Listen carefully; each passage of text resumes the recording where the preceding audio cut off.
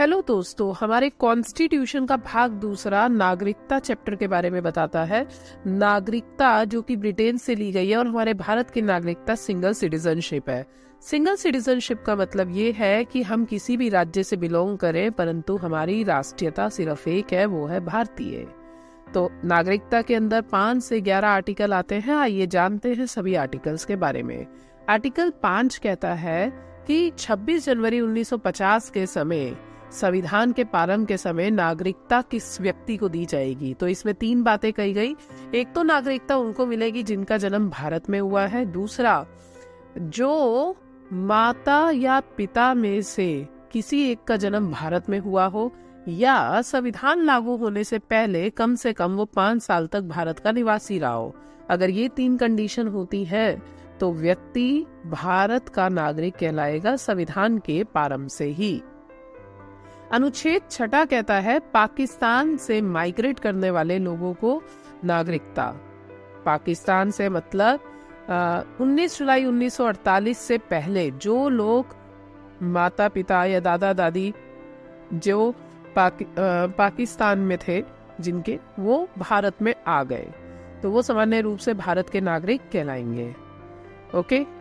अनुच्छेद 7 कहलाता है कि जो व्यक्ति भारत छोड़ के पाकिस्तान गया और फिर उसके बाद दोबारा से इंडिया में आ गया तो क्या उन लोगों को नागरिकता मिलेगी। तो उन लोगों के लिए प्रावधान ये है कि 1 मार्च 1947 के बाद जो लोग पाकिस्तान चले गए लेकिन भारत में आ गए तो उनको भी नागरिकता प्राप्त कराई जाएगी, परंतु उसके लिए एक रजिस्ट्रेशन होगा। उस रजिस्ट्रेशन के अंतर्गत ये डिक्लेरेशन होगा कि ये लोग अब पाकिस्तान के निवासी नहीं है, नागरिक नहीं है। अनुच्छेद 8 कहता है भारत के बाहर रहने वाले मूल के कुछ व्यक्तियों को नागरिकता, मतलब वो व्यक्ति जो एंग्लो इंडियन है, ठीक है, या फिर वो व्यक्ति हैं जो PIO या OCI वगैरह हैं, तो वो लोग भारत के बाहर रह रहे हैं और भारत मूल के हैं तो उन लोगों को नागरिकता दी जाएगी। लेख, रोजगार, विवाह, शिक्षा आदि के कारण जो लोग भारत मूल के लोगों के मतलब भारत से बाहर रह रहे हैं तो उनको भी भारत की नागरिकता मिलेगी। अनुच्छेद 9 कहता है जो व्यक्ति अपनी इच्छा से भारत की नागरिकता छोड़ रहा है और विदेश की नागरिकता लेना चाहता है तो इसे कहते हैं सरेंडर या रिनंसिएशन ऑफ सिटीजनशिप। तो जो व्यक्ति अपनी इच्छा से भारत की नागरिकता छोड़ना चाहता है, विदेश की नागरिकता लेना चाहता है, तो वो अनुच्छेद 9 के अंतर्गत आएगा। अनुच्छेद 10 के अंतर्गत है कि अगर इंडियन सिटीजनशिप एक्ट 1955 के किसी भी कानून प्रावधान में कुछ भी परिवर्तन करना है तो संसद के पास ही पावर है, पार्लियामेंट के पास पावर है, संसद ही करेगी।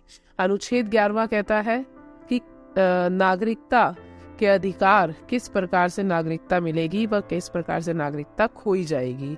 तो ये अधिकार संसद को दिया जाता है जिसमें बताया गया है कि नागरिकता 5 प्रकार से मिलती है।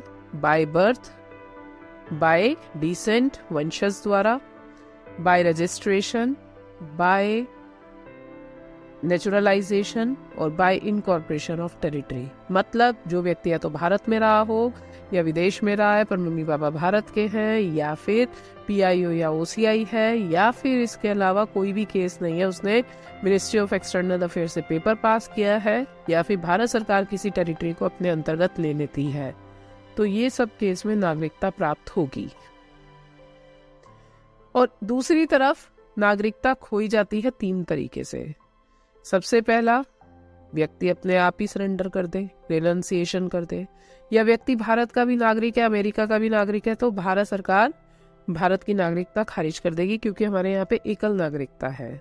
और इसके अलावा तीसरा है, व्यक्ति कोई फ्रॉड कार्य कर रहा है तो उस केस में जैसे लाइक नकली पेपर है या व्यक्ति यहाँ पे रह ही नहीं रहा है पर दिखा रहा है यहाँ पे रह रहा है, तो इस तरीके के केसेस में भारत सरकार नागरिकता को छीन लेती है, डिप्राइव कर देती है। तो याद रखिएगा, नागरिकता अधिनियम 1955। धन्यवाद।